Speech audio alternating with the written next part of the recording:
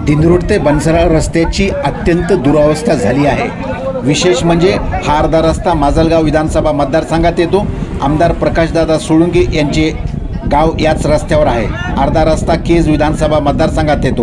रस्त्याची संबंधित असरडो गावचे माजी सरपंच रवी देशमुख यांच्या पुढाकाराने आज असरडो बसस्थानक समोर रस्ता रोको करण्यात आला। यावेळी रवी देशमुख यांनी आंदोलनाची वेळ का आली या संदर्भात आपली प्रतिक्रिया व्यक्त करून सक्षम अधिकाऱ्यांनी ठोस आश्वासन दिल्याशिवाय माघार घेणार नाही असे म्हटले आहे। आता तहसीलदार अथवा वरिष्ठ अधिकारी कोण काय आश्वासन देतात ते पाहावे लागेल, मात्र त्याशिवाय माघार नाही असाही निर्धार गावकऱ्यांनी व्यक्त केला आहे।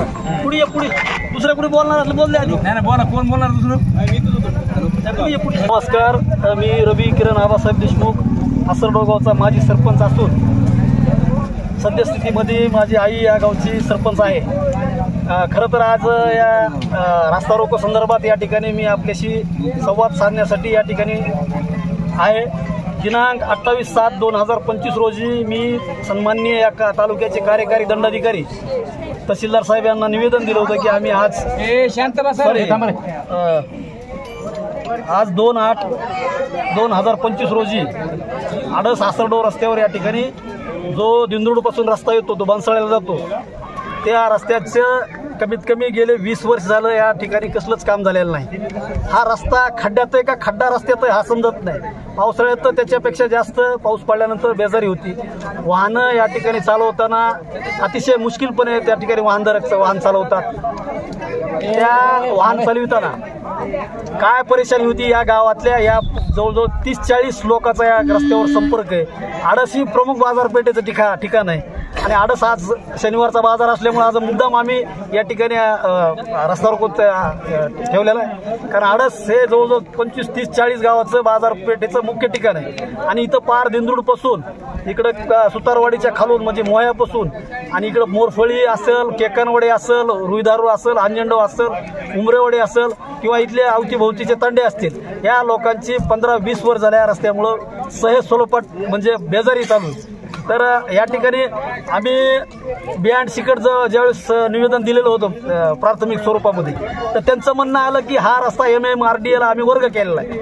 आता MMRDA ला वर्ग केला आहे तर त्याच्यावर बजेट पडलं पण सांगितलं, वर्क ऑर्डर बी सांगितली, उद्घाटन बी झाले, पण गेले वर्ष झालं काहीच नाही। आज अशी माहिती कळती की त्याचं रिटेंडर होणार आहे, मला काही माहीत नाही, पण IQ माहिती कळती की संबंधित गुत्तेदार हा त्याच्या काय अडचणी त्याच्यामुळे तो काम करीन आहे। बरं, आता ह्याला जिम्मेदार कोण आहे? BNC ऑफिसला आम्ही गेल्यानंतर ते म्हणतात की संबंधित रस्ता MMRDA कडे वर्ग झाल्यामुळे आम्ही ह्याचे पैसे खड्ड्याचे देऊ शकत नव्हतो। मग त्यांनी म्हणायचं आम्ही खड्ड्याचे पैसे देऊ शकत नव्हतो, MMRDAचं ऑफिस कुठं आहे आमच्यासारख्या सामान्य माणसाला कळतंय का? मी एका गावाचा प्रमुख राहिलेला माणसाला माहित नाही MMRDAचं ऑफिस कुठं आहे, अगर त्याचा JE कोण आहे, त्याचा डिप्टी इंजिनियर कोण आहे, त्याचा एक्झिक्युटिव्ह इंजिनियर कोण आहे। मग आता सामान्य माणसानं करायचं कोणाकडे? लोकप्रतिनिधी खरं तर हा मतदारसंघ अर्धा ह्या रस्त्यावर प्रकाशदादाच्या अंतर्गत येतो आणि अर्धा नमिताताई मुंदळाच्या अंतर्गत येतो। ह्या आमच्या इथून 1-1.5 किलोमीटर सुरू झालं की नमिताताईचा मतदारसंघ सुरू होतो। नमिताताई मुंदळा ह्या कार्यक्षम आमदार, मी जबाबदारीने बोलतो, त्यांच्या मतदारसंघात प्रचंड असे कामं चालू असताना जवळजवळ 40-30 किलोमीटर हा रस्ता तुमच्या मतदारसंघात येतो, आडसपर्यंत काय अडचण नाही। ह्या केकनवाडीच्या लोकांनी तुम्हाला 100% मतं दिलेले ताई, आणि त्याचे आम्ही साक्षीदार आहेत। मग ह्या लोकांचे हालापेष्ट कशामुळं? 1.5 किलोमीटर आमचा मतदारसंघ आहे फक्त अलीकडं, तिथून पलीकडं तुम्हाला जो आव्हान आहे, ताईला आव्हान आहे, त्यांचे सन्माननीय पती आमचे मित्र अक्षय भैयाला आव्हान आहे। हे काय कुणाला मला काही म्हणायचं नाही, पण तुम्ही थोडं लक्ष द्या। आणि सन्माननीय आमदार प्रकाशदादाला पण विनंती की तुमचं सुद्धा गाव या रस्त्यावर आहे, ह्या रस्त्यावर तुमच्या सुद्धा गावातल्या लोकांना मोहिकेडपासून आडसपर्यंत, मोहिकेडपासून दिंडोरीपर्यंत जावं लागतंय। अतिशय गुडघ्या इतके खड्डे असताना लोकांनी चालायचं कसं? माझा प्रश्न तुम्हाला तुमच्यावर आरोप करायचा नाही, पण ही लोकांची जी बेजारी आणि ह्याच्याकडे कुणीच पाहिना झालंय, ह्याच्यामुळं हा आम्ही उठाठेव केलेला आहे। आणि परत एकदा सांगतो, हे निवेदन, हे आंदोलनाचं निवेदन तहसीलदार साहेबाला दिल्यानंतर कार्यकारी दंडाधिकारी साहेब तुम्ही म्हणता आमचा काही संबंध नाही, तुमचा संबंध याच्यामध्ये, आणि कुणीतरी खालच्या अधिकाऱ्याला पाठवू नका, तुम्ही स्वतः या, नाही तर कलेक्टर ऑफिसला कळवा, BNCचे सुद्धा एक्झिक्युटिव्ह इंजिनियर आले तरच खरं आहे, नाही तर कुणी खालचा सापत्य अभियंता पाठवतात, शाखा अभियंता पाठवतात, आम्ही उठणार नव्हत, भले इथं दिवसभर बसायची वेळ आली तरी. आणि पुन्हा एकदा आपल्या या सोशल मीडियाच्या माध्यमातून, सामाजिक माध्यमातून आमचे मित्र पत्रकार आहेत, काही प्रिंट मीडियाचे आहेत, इलेक्ट्रॉनिक मीडियाचे आहेत, मला या ठिकाणी या गावाच्या या परिसरातील लोकांचे हाल या ठिकाणी सांगत असताना तुम्ही आम्हाला साथ द्या.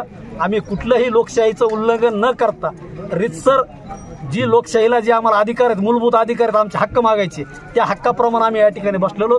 आमचं निवेदन त्या ठिकाणी जिम्मेदार अधिकाऱ्यांनी द्यावं, लेखी स्वरूपात आश्वासन द्यावं. आम्ही उठून, नाहीतर इथून आम्ही ह्या ठिकाणाहून उठणार नव्हत. भले ह्याच्यानंतर जर आश्वासनाची पूर्तता नाही झाली, ह्याच्यानंतर तीव्र आंदोलन त्या ठिकाणी करण्यात येईल.